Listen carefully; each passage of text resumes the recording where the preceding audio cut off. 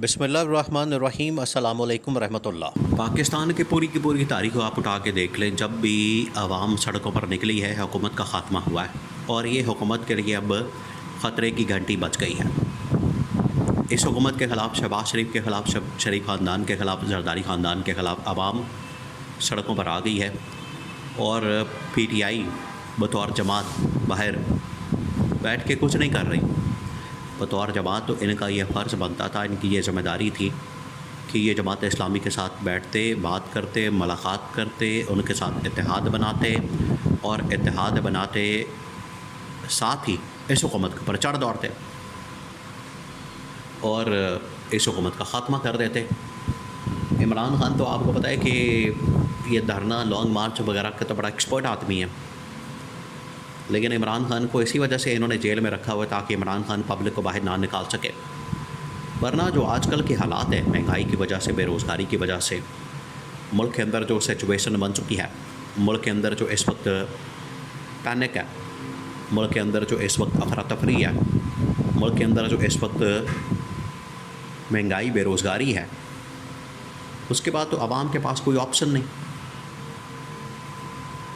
आवाम या तो रो रही है, मर रही है भूख से, रोटी उनके पास नहीं खाने को, उनके पास बिल जमा कराने के पैसे नहीं है, लोगों के पास अपने मुर्दों को दफनाने के लिए कब्रों के ऊपर भी पैसे लग गए हैं, तो उनके पास कुछ नहीं, जिसकी वजह से ये हालात बड़े ख़राब हो गए हैं।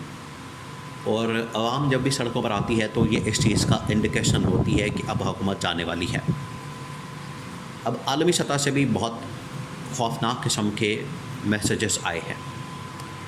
एक तो ये कि जो आलमी इदारे और रेटिंग एजेंसीज़ हैं, उन्होंने पाकिस्तान की जो रेटिंग है वो दोबारा से सिफर कर दी है और कह दिया है कि पाकिस्तान इन्वेस्टमेंट के लिए, सरमायाकारी के लिए इस गवर्नमेंट के मातहत, इस गवर्नमेंट के होते हुए पाकिस्तान में इन्वेस्टमेंट, सरमायाकारी किसी वक्त भी साजगार माहौल पैदा नहीं कर सकती।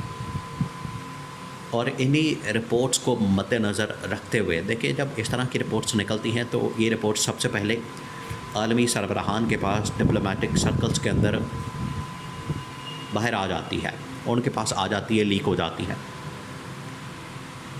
इसी वजह से सऊदी अरब ने पाकिस्तान में इन्वेस्टमेंट करने से इनकार किया, फिर चाइना ने इनकार किया, UAE ने इनकार किया, कतर ने इनकार किया, तमाम ममालिक ने इनकार कर दिया और कहा कि हम किसी सूरत भी पाकिस्तान में इन्वेस्टमेंट नहीं करेंगे। और पाकिस्तान में इन्वेस्टमेंट करने का मतलब ये कि आप अपना पैसा डुबो दें।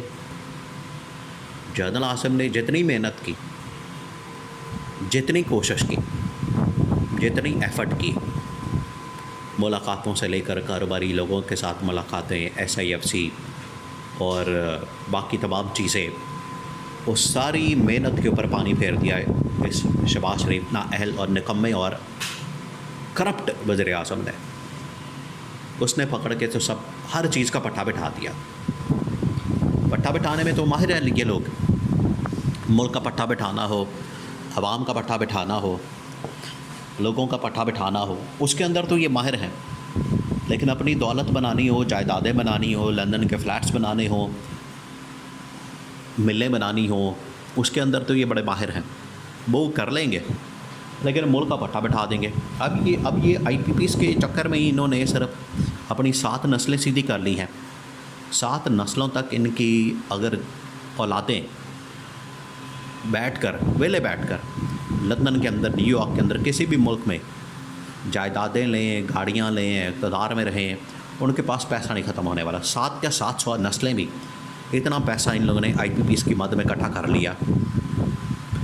तो इस्टेब्लिशमेंट ये सारा तमाशा देख रही है। देखें, ये एक तो आवाम का बाहर आना, दूसरा आप ये देखें कि जिस तरीके से गौहर एजाज को, अनवारुल्लाह काकड़ को, इनको मैदान में उतारा गया, फिर जमात इस्लामी को मैदान में उतारा गया। ये ख़ुद से नहीं आए, ये सारे इनके पास मुआहदे और डॉक्यूमेंट्स वगैरह ख़ुद से नहीं आए, ये कहीं से हासिल होते हैं, मिलते हैं, तो फिर उसके बाद ये मैदान में आते हैं और इनको उतारा जाता है।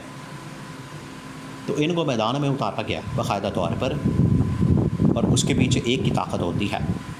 अब इनको पता लग गया है कि हुकूमत से हमने जान छुड़ानी है, तो जान छुड़ाने के मुख्तलिफ हरबे और हथकंडे इस्तेमाल किए जाते हैं। जब इमरान खान से जान छुड़ानी थी तो आपको पता है इसी तरह का माहौल पैदा किया गया। जब मुशर्रफ से जान छुड़ानी थी तो इसी तरह का माहौल पैदा किया गया। तो ये जो माहौल बनाया जाता है जो आजकल बन चुका है, इसमें आवाम सड़कों पर एहतजाज हो रहा है, लोग एक दूसरे के ख़िलाफ़ मारा मारी हो रही है और सड़कों पर आ चुकी है। हुकूमत से तंग है, हुकूमत को घर भेजने के लिए एड़ी चोटी का ज़ोर लगा रहे हैं।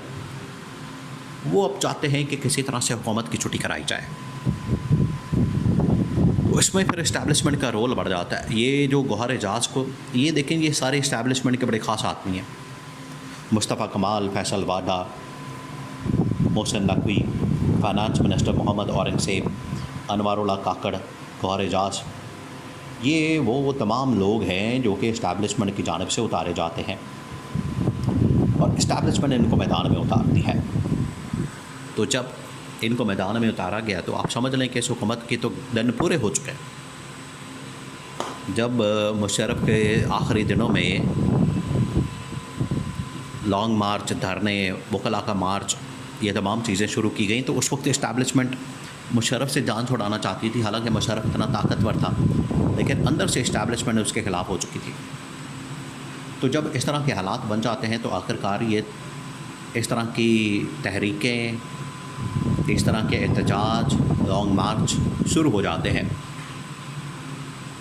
अब ये सब कुछ शुरू हो चुका है। आलमी सतह से भी पैगाम आ गया है। अमेरिका ने भी कह दिया है। पहले अमेरिका ने कहा था कि ये फ्रॉड इलेक्शन है जिसके नतीजे में ये फ्रॉड गवर्नमेंट आई है। फिर अमेरिका ने कहा था कि इमरान खान का मैंडेट वापस करें।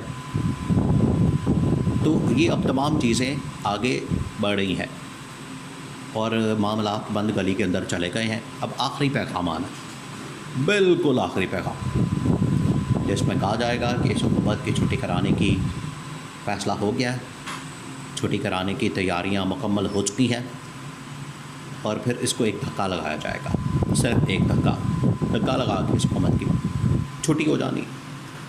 इतना छोटा सा मामला है बस, और हालात उस तरफ ले जाए जा रहे हैं, चीज़ें उस तरफ ले जाई जा रही हैं क्योंकि शहबाज शरीफ ने तो मुल्क को बंद गली के अंदर पहुंचा दिया है और इनके पास कोई सलूशन है नहीं। तो हमारा हलवा मांडा सब कुछ कर लिया, NRO ले लिया है। तो अब आवाम का सड़कों पर आना और ये जो लोग हैं इनका हुकूमत के ख़िलाफ़ बोलना इस बात का सबूत है कि हुकूमत के जाने के और इमरान खान के आने के फ़ैसले हो चुके हैं।